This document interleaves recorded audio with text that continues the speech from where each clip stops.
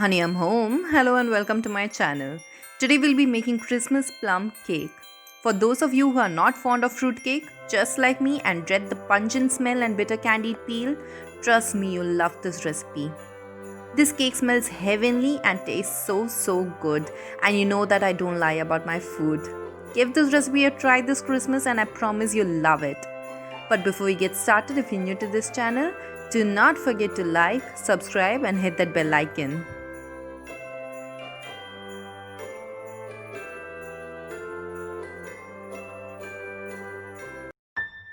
You may pause for the list of ingredients for the plum cake as well as the eggless royal icing. I have also listed them in the description box below. Before we get started, let me talk about the fruits that went into making this cake. The one on the right was soaked in rum 2 years ago and the batch on our left was soaked 3 years ago. I've strained the fruits and have collected the rum liquid that came out of it. I've used cherries, golden raisins, dark raisins, prunes, apricots, peaches, almonds, cashew, cranberry, blackberry, raspberries and candied ginger. The berries I used were dried and not fresh. I'll elaborate the process on how to soak this in the description box below. Treacle. This black treacle is homemade and is dark, thick syrup that is a byproduct of refined sugar. The recipe is very easy to make and costs close to nothing and stores well for years. I made this batch in the year 2018. I'll have the recipe to this listed in the description box as well. Let's start by making the spiced sugar powder. Drop in 2 green cardamoms, 2 cloves, half an inch of cinnamon, a small piece of nutmeg and 1.5 cup of brown sugar. I suggest you use brown and not white sugar in order to get a rich color and caramel flavored profile. Powder this and keep it aside. In a large mixing bowl, drop in 200 grams of salted butter which is of room temperature. Now drop in spiced powdered sugar into the bowl. Cream this well using a whisk or a hand mixer. Once fluffy and creamy, it's time to break in our eggs one at a time. Let's break in the first egg and whisk it until well incorporated.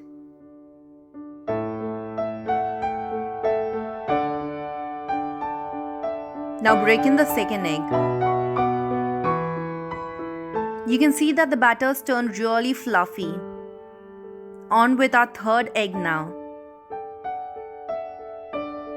Look how airy and light it has whipped up.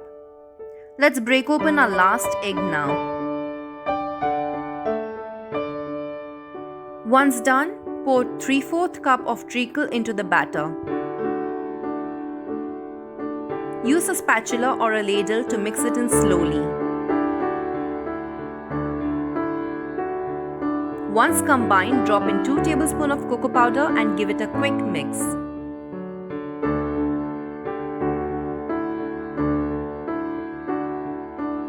Before adding in the flour, we are going to set aside 2 tablespoons of it to use later. We will use this to dust the soaked dry fruits.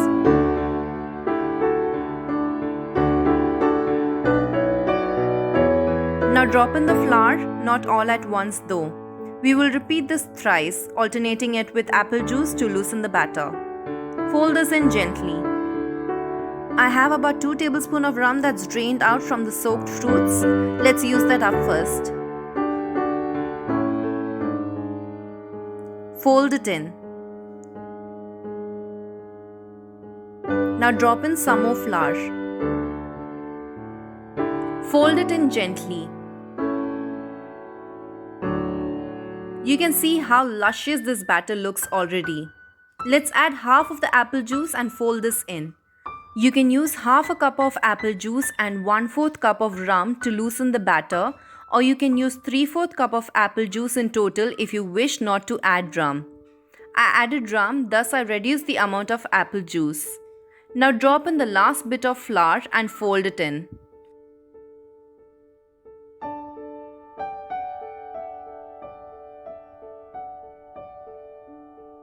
Loosen the batter with the rest of the apple juice.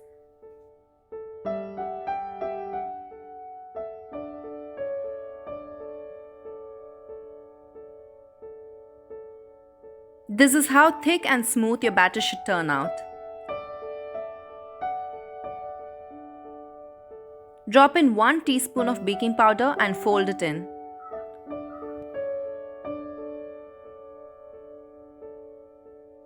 I'll combine both my soaked fruits in the strainer now and add the flour we kept aside. Coat the fruits well. This ensures that your fruits do not sink and settle in the bottom. Drop the fruits into the batter and fold it in.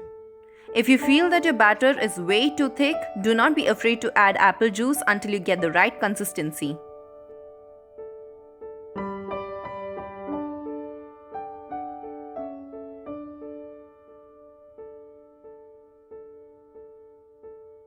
You can see that the batter is not too runny, nor is it too thick. This is how it should look. I've lined an 8-inch round tin with baking paper and buttered the sides and bottom. And here I have a 6-inch square baking tin and I've reused the paper the butter comes in to line it. Make sure to butter the sides of the tin as well. Pour the batter halfway through and even it out with a ladle.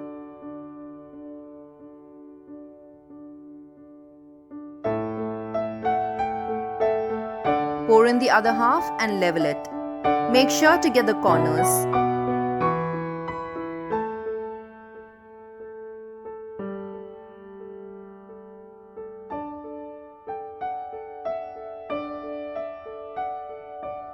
Shake both the tins and allow this to bake at 150 degrees Celsius for 40 minutes in a preheated oven.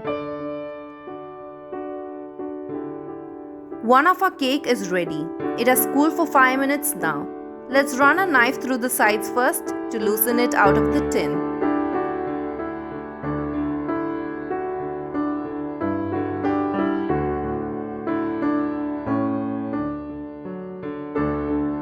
Now tip it off onto a wire rack. It comes out easily if you butter the sides of your tin well. Peel the butter paper and allow the cake to completely cool down. Meanwhile, while that's cooling and the other cake is baking, let's make some eggless royal icing. In a bowl, drop in 1 cup of icing sugar. Now add 2 teaspoons of water into the icing sugar. Use a whisk or a spoon and mix it in. The mixture will clump, but do not be tempted to add all of the liquid at once.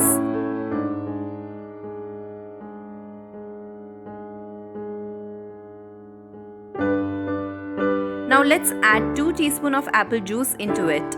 You can add orange juice if you wish to.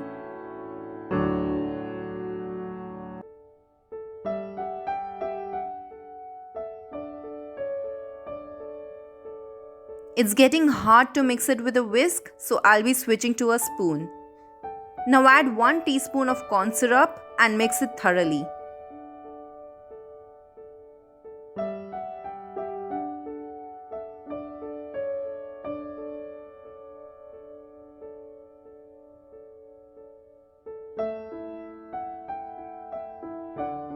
The paste now looks a lot smoother, as you can see.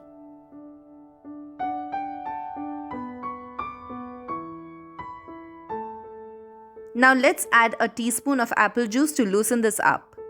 Mix it up well and you can see how even a teaspoon of liquid can loosen the consistency.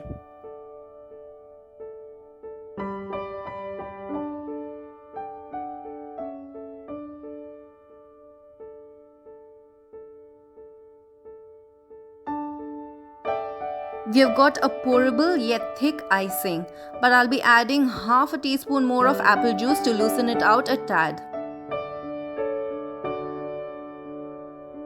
Please make sure you're very careful while adding the liquid. You do not want a runny icing.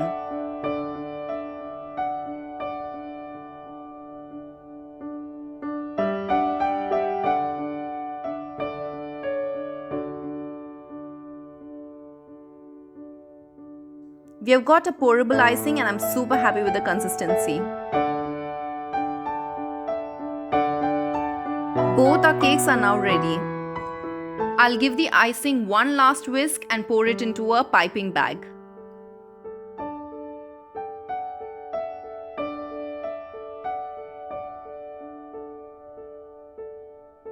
Pipe the icing onto the cake or pour it, whatever you feel like.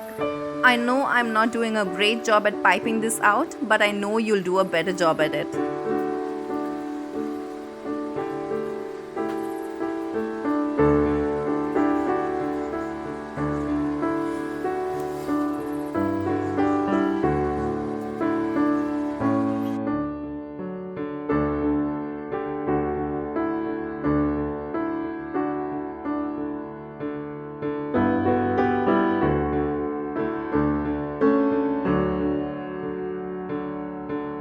Let's cut the cake and see how it looks.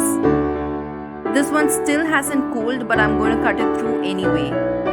As usual, I suggest you wait for it to cool down completely and then cut.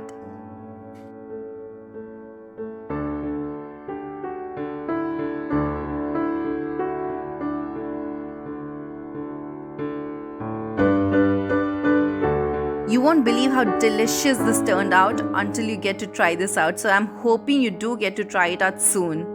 In fact, I urge you to. It's that good. You can see how beautiful the texture is. That's a gorgeous looking cake, isn't it? I hope you do get to try this soon. Merry Christmas. Until next time.